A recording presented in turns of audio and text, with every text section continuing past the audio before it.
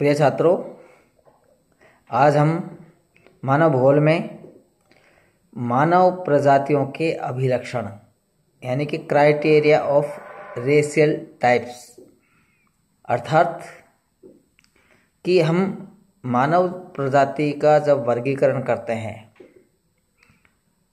तो किन आधारों पर करें, इसको हम बोलते हैं कि वर्गीकरण के आधार क्या है।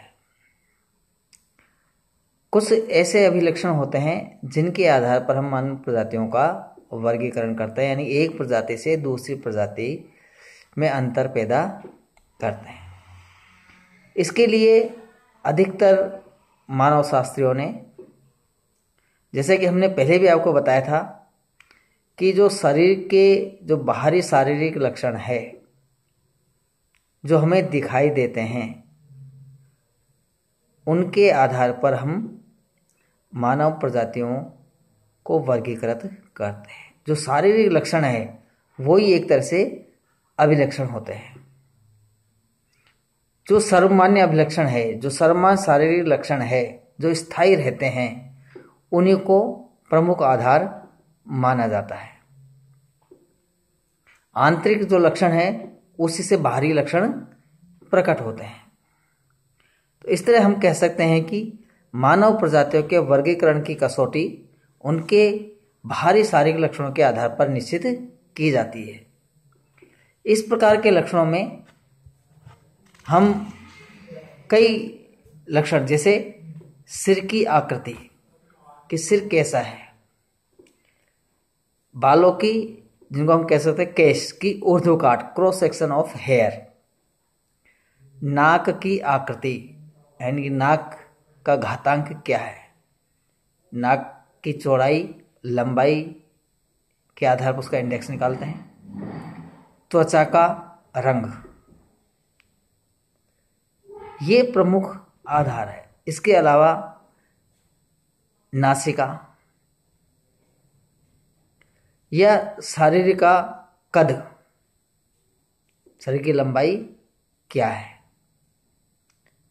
आंखों की पुतलियां, ऐसे कई प्रकार के शारीरिक लक्षण है। उनके आधार पर हम प्रजातियों को वर्गीकृत करते हैं। मानव प्रजातियों का वर्गीकरण करते समय यह बात ध्यान में रखने की है कि शारीरिक बनावट में केवल एक या दो लक्षणों को प्रजातियों के वर्गीकरण का आधार नहीं बनाना चाहिए। शरीर के बाहरी लक्षणों में से अधिकाधिक लक्षणों को प्रजातीय वर्गीकरण का आधार बनाना चाहिए, जैसे सिर, केश, नासिका, त्वचा का रंग आदि कई लक्षणों का विचार करना चाहिए। यह इसलिए आवश्यक है कि कोई एक लक्षण प्राय कई भिन्न प्रजातियों में मिल जाता है। उदाहरण के लिए त्वचा के रंग को बहुत से लोग प्रजातियों का वर्गीकरण का आधार मान लेते हैं, परंतु एक ही प्रजाति में कई त्वचा वर्ग के लोग भी मिल जाते हैं। अर्थात हम कह सकते हैं, क्योंकि जैसे एक लक्षण कई प्रजातियों में मिल जाएंगे, निग्रोटो का रंग भी काला होता है, निग्रोज का भी लगभग काला होता है, गोरा रंग कई प्रजातियों में मिल जाता है, शारीरिक बनावट में जैसे कद है वो कई प्रजातियों में एक जैसी मिल जाती है। इसलिए कई शारीरिक लक्षणों को आधार बना करके जो सर्वमान्य आधार आता है उसको हमें एक आधार या स्थायी जो आधार रहता है उसको हम वर्गीकरण का प्रमुख आधार मानते हैं। प्रजातीय वर्गीकरण के लिए निम्नलिखित शारीरिक लक्षण महत्वपूर्ण हैं, जिनमें है सिर की आकृति या जिसको हम कपाल घातांक द्वारा प्रकट करते हैं। दूसरा है बालों की ऊर्ध्वगाठ, केशों की ऊर्ध्वगाठ। तीसरी है नाक की आकृति। चौथा है त्वचा का रंग या वर्ण, शरीर का कद। तो ये प्रमुख आधार माने जाते हैं। नेत्रों का घातांक, इनको हम इंडेक्स निकाल करके हम प्रजातियों का वर्गीकरण करते हैं।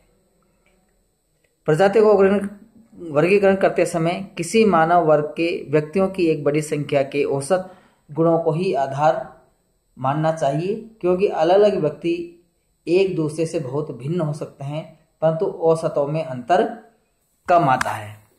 सबसे पहले हम बात करते हैं सिर की बनावट, जिसको हम शिरस्य सूचकांक या कपाल घातांक कैफेलिक इंडेक्स के द्वारा प्रकट करते हैं।